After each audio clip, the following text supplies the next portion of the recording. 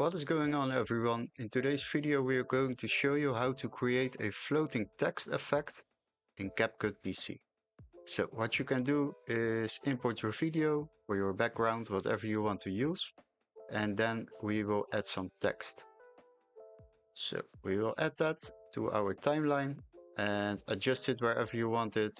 So sync it, time it, do whatever you want. For now I will create some text and I will call it Tech Tutorials. Now you can select some presets. So I would like to use this one. This is nice. And then change the color to a little bit more orange because that is our color.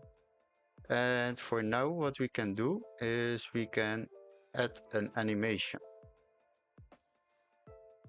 And we scroll a little bit down for loop. Click on loop here and then scroll a little bit down.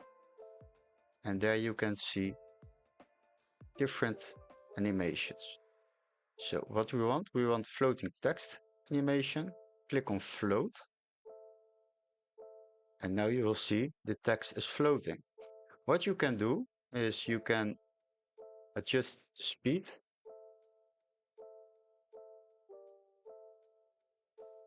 By dragging this option, and how more to the right you drag it, the slower it will move.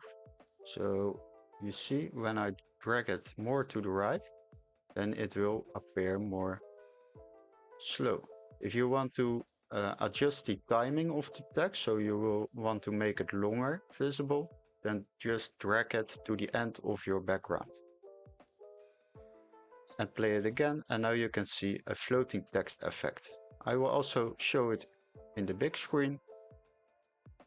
And you have created a floating text effect in CapCut PC. Hopefully this video was very helpful. Don't forget to like and subscribe, and we would love to see you in the next tutorial. Bye bye.